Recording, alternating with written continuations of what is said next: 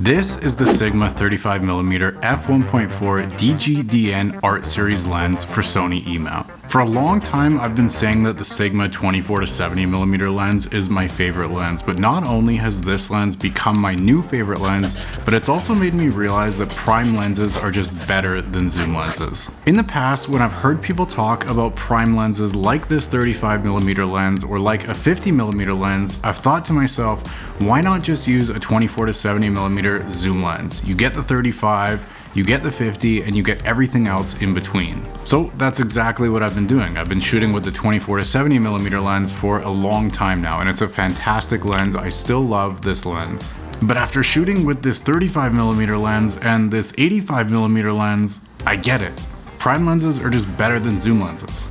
On the one hand, a zoom lens is just so versatile. It's literally a one and done, all-in-one lens. And if you're using high quality zoom lenses like the Sigma Art Series lens, which I could argue is all you really need to use these days, then your images are going to be beautiful, sharp, you get really nice blurry backgrounds when you're shooting at f2.8, and it's all you can really ask for with a lens. But there are some very key advantages that you get from a prime lens that you don't have with a zoom lens, which I think outweighs the versatility of a zoom lens in most settings. For one, you get much faster lenses for the same price, or in many cases for cheaper. This 35mm f1.4 lens is a full stop faster than this f2.8 24-70, and this is the fastest 24-70 that you can get. It's also $400 cheaper than the zoom lens, and this is an expensive prime lens. This is one of Sigma's Art Series lenses, and you can get significantly cheaper f1.8 versions of the same type of lens. Prime lenses are typically smaller and lighter lenses. This isn't always the case. You can get some pretty beefy prime lenses, but in general, prime lenses are going to be a little bit smaller than zoom lenses,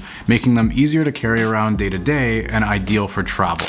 You can also get super shallow depths of field with prime lenses that you just can't get with zoom lenses. Here's two shots. The one on the left is shot with the 35mm prime lens at f1.4, and the other one is shot on the 24-70 zoom, still at 35mm, but at f2.8. The difference may be subtle to some people, but I think it makes a huge difference, and to me, honestly, I think the f1.4 looks just way better for portraits.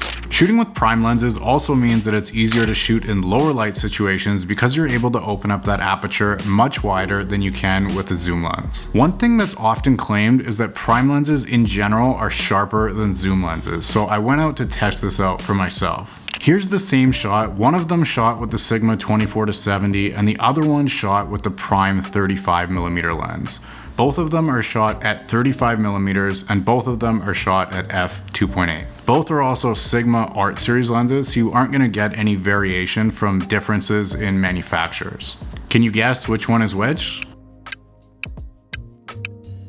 Okay, so not a huge difference in sharpness or in image quality, and to be honest, I wasn't expecting a big difference. I've been using the 24-70 for a while now, and it's a fantastic lens that produces amazing image quality. Alright, I'm back, and this is why I haven't been shooting that many videos for this channel. I've been a little busy.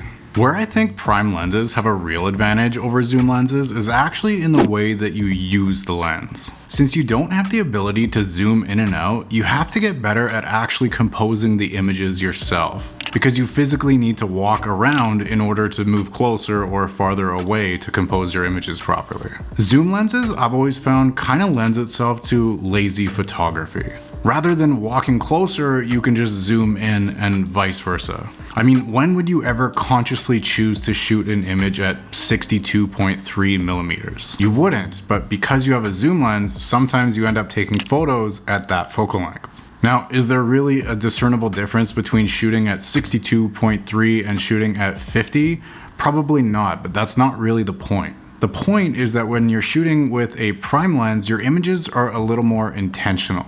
And I think that's where you can make your biggest leaps and bounds in terms of your photography, is being more intentional with the way that you compose your images, with the settings that you choose, and with the lenses that you shoot them with. The real issue I see with shooting with zoom lenses is not with the images that you produce. You can still produce fantastic images with a zoom lens. Where I think the issue lies is the lack of understanding of what certain focal lengths look like. When you start shooting with a prime lens like this 35mm, after not not too long, you kind of become accustomed to what a 35mm shot looks like, to the point that before you even put your eye to the camera, you know what the composition is going to look like. This becomes the case so much that when I take this off and then switch it for something like an 85mm lens, I go, oh shit, I need to take a couple steps back because I forget at how punched in an 85mm lens is. Personally, I'm just not as good at doing this when I'm shooting with a zoom lens because I know that I can just zoom in and out between different focal lengths. Shooting with a prime lens makes things more intentional and it makes me use my brain a little more, which all in all I think is a good thing when it comes to getting better at photography.